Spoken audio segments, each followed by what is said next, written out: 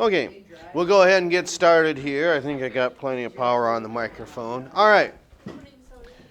So we have this problem up on the board, and for some individuals who decide to tune in later, okay, as you can see, during the Olympics, we're talking about skiers now. When's the next time you might see something like this? Don't say the Olympics. What year do you think? January 2026. December. That's not a year. 2028. Whoever said the first one was correct. What did you say? Yeah, 2026. Okay. So, oddly enough, long before you ever remember the Olympics, well, you know the Olympics now, but it used to be, not only was it every 4 years, you had the summer and the winter Olympics pretty much the same year, every 4 years. Now they alternate.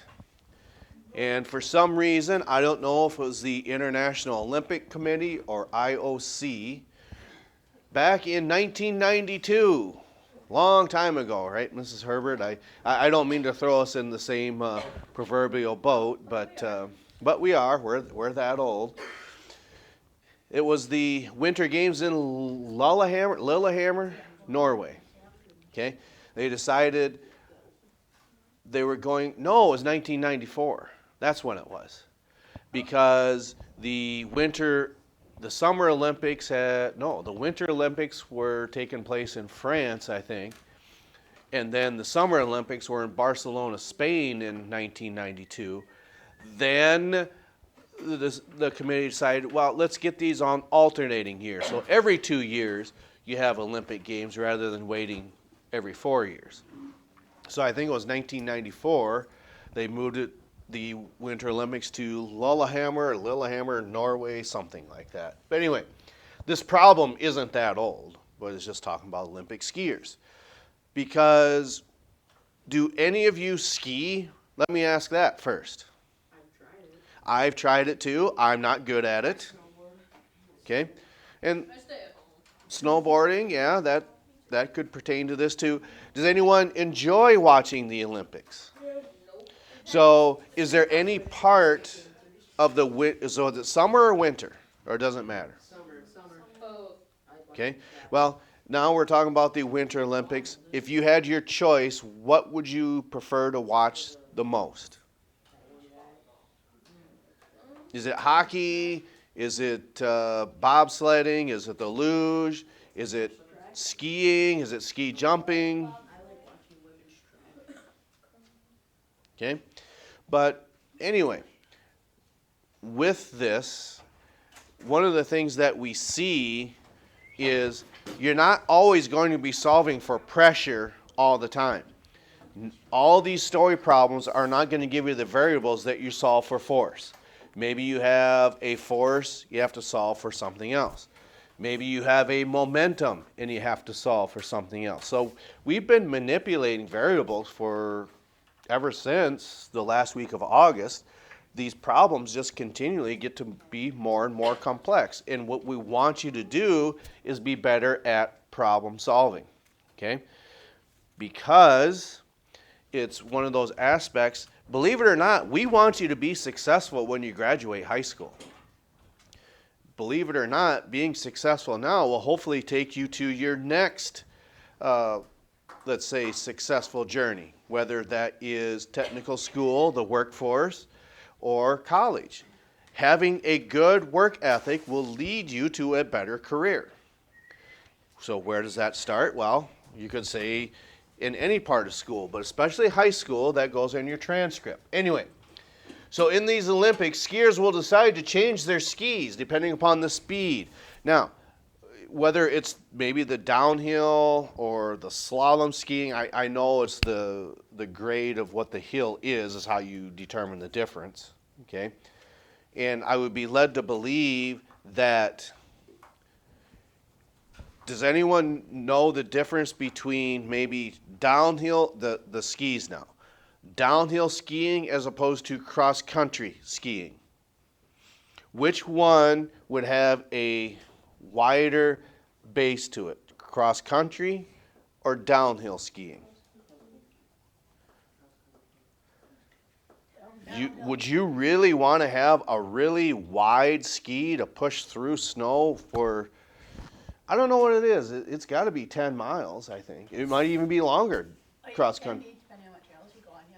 Okay. But even the Olympics, you are going a very long distance, so you want really, really thin skis. But when you're going downhill or the slalom, you probably want thicker skis. But they still might change what it is that they want to for the conditions that are at that time. And so as a competitor makes a wide turn, what is the velocity around a sharp turn as it had accelerated from 38 meters per second and 1.09 seconds earlier? Okay, so the mass of the skier is 62.30 kilograms, and the pressure on the skis is 745 pascals.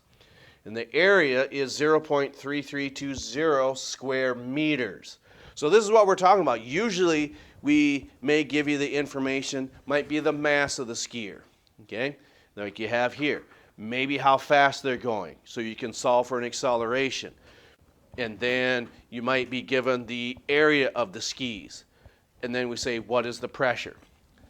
Here you already have the pressure. We want to know how fast it was that they were going around this curve, okay?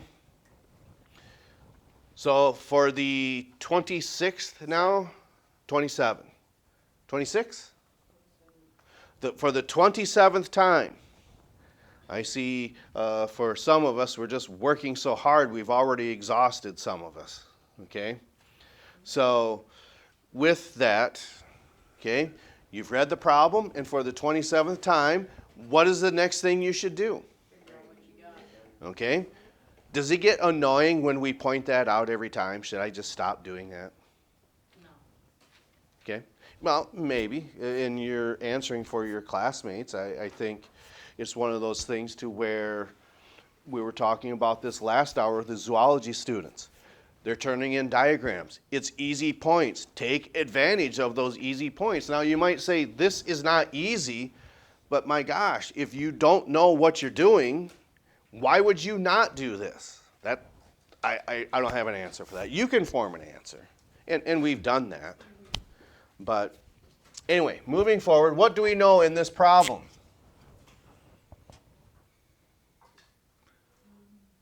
Mass is 62.30 Okay, 62.30 kilograms.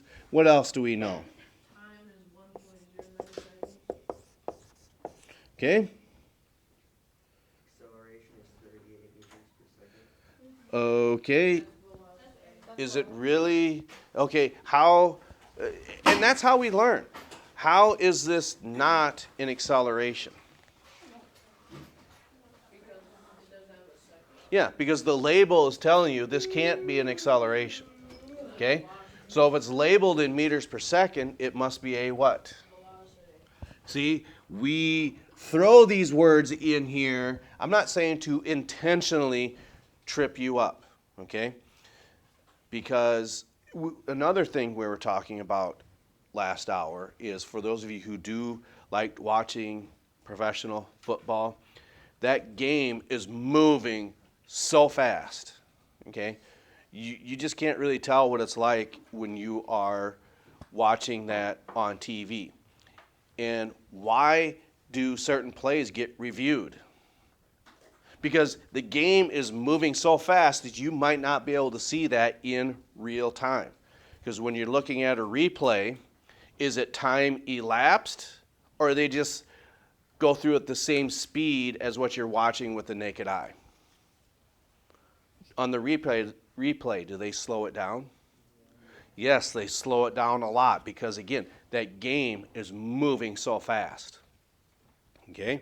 What does that have to do with this? Well, it's one of those things to where if you are the quarterback and you're trying to read that defense and that game is moving so fast, if a quarterback or running back, whatever, if they make a mistake, okay, we always say two things when it comes to mistakes. What might they be? And I know we've said it in here before. If you make a mistake, try to learn from it, And what else maybe? Fix it. Well, and when you say fix it, you're trying not to repeat it again, okay? So how do we know whether we're making any progress? Well, that's why we go over these problems. If we make a mistake, well then try not to repeat it and then learn from it. So what else do we know in this problem? We have 1, 2, 3, 4 numbers here, 5 numbers. So we only have 2 right here. Okay, so the pressure, now if you put a squiggly line over the top, that's fine. Because how would you know that this is a pressure if you just leave the letter P?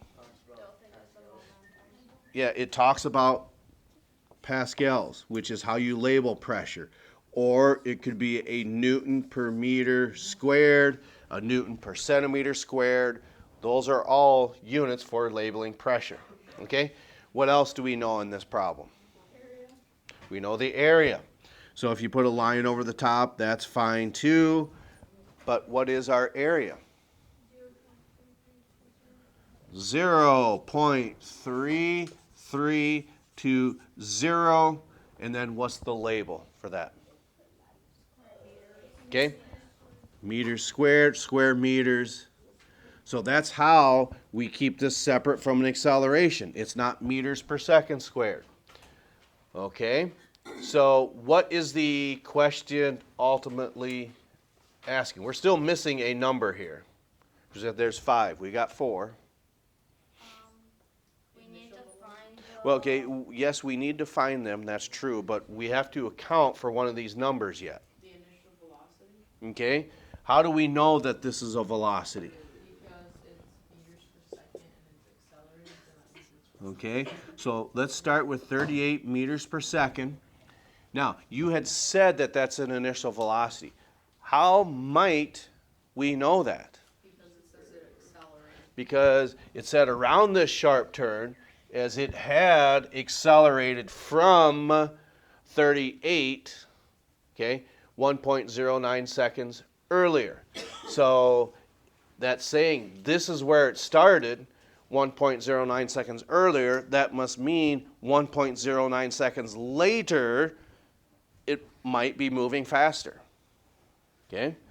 So therefore you made the correct intuition on saying this is not a final velocity. This is an initial velocity. Okay? So now that we have these 5 variables in here, what is the question asking for? What the final velocity is. What is the velocity? And it just so turns out it is the final velocity. So we don't know that. Okay? So where is it that we can find this variable on your formula sheet? Okay? So it's in our acceleration formula. Let's see what type of variables that we may or may not have. Okay. And that was the correct answer, whoever said the acceleration formula. But as we look at this, with the information that we have, what might we go ahead and do going forward? 9.8 meters per second squared. Well, that might be if it was free falling. But we're not taking into account gravity. Okay? So, with this information that we have, what could we possibly solve for? And it's a new formula that you just learned last week. Okay? Well, let's look at our pressure formula. Okay? Do we have 2 of those 3 variables? We do. We do. We have the pressure. That is 745 pascals. Do we have the area? We certainly do. It's right there, 0.3320. Okay, so now let's go ahead and say our pressure, which is 745, equals So what's on the right-hand side of our equation? It's a fraction, I know.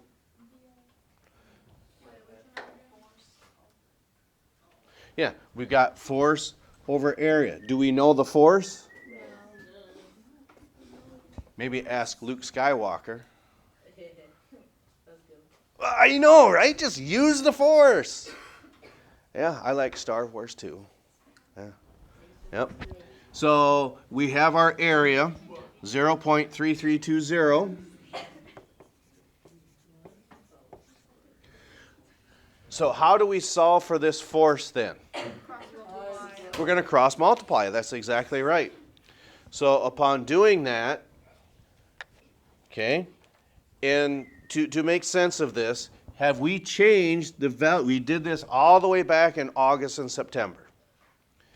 Is this still 745? Yes. Yes, it is. Okay.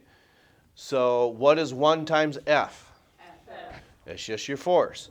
So if you cross multiply these two, what do we do with these two numbers? You cross multiply. So force equals 745. Oh. 247.34. 247.34. Anybody else get that that's working on these? Is that correct? I see nodding our head yes. Okay. And that's labeled in newtons. Okay. Well, we're getting a little closer maybe. So now if we have a force and with this information, is there another formula that we can do to get closer to this here? Force divided by mass to get the acceleration. Okay, you're about 4 steps ahead of us, which is fine. That's a nice place to be. But when we do that, I interpret that as you're memorizing formulas. You might not be wrong. I would prefer that you do this. We know this formula. Okay? We have the force. We have the mass. So we can therefore solve for what? Okay? And you might be right. Okay? So therefore, our force, we just calculated that, 247.34 equals, so what's on the right-hand side now? 62.30. You didn't make that number up. Why did you know that? Because it's on the board. Yeah, yeah, it's right here. It tells you that, 62.30. So what's left over in this equation now? Yeah, so now we can find our acceleration, which means we're getting 1 step closer to that. Okay? So how do we get A, or acceleration, by itself? We're not going to multiply here. And that's probably what you said earlier, but Yeah, but okay. I'm doing mine in a different. Okay. So we want to divide each side. We'll make a nice long line here. 62.30. So they cancel each other out.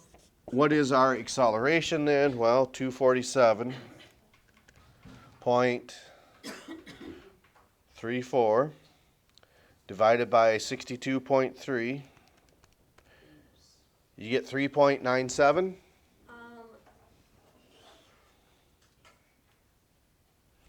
mean the answer? When you divide these two numbers. Okay, so 3.97 meters per second squared. Okay? So now we have our acceleration. Do we have a time? Yes. Do we have an initial velocity? Yes. Yes. So therefore, we can now solve for this final velocity. Yay. I know, right? Whoever said yay, you are correct. So which? Okay. So, see, I got to look a little closer. See, because I pointed this out to one of the seniors in this class, first hour. I said, that was a smart answer. I said, well, maybe it was, but not because of the sweatshirt that you're wearing. It was a USD sweatshirt. Made me second guess. Same thing. I see Duke. I got a second guess on whether that was a smart answer. I think your lab partner must have said that. I don't know. Duke is okay too. All right. So now we've got 3.97 equals VF minus, what's left over in the equation? Okay, so 38. And what goes on the bottom? 1.09. Okay? Can we just divide this by 1.09? No. Maybe put these in parentheses? But we're still not going to do that. How do we get rid of this fraction? Divide it. Cross multiply. We're not going to divide. We're going to cross multiply. That's right. So 3.97 times what? 1.09, and that equals 4.3203. So 4.33. So 4.33 equals VF minus 38. I got 4.3273. Yep, I know, but I did too. But we round that up to the nearest hundredth. 2 decimal places. Okay? So how do we get that VF by itself now? Divide. Nope, we're doing a subtraction between there. We add. You're going to want to add that to both sides. So 4.33 plus 38. plus 38. 42.33 meters per second.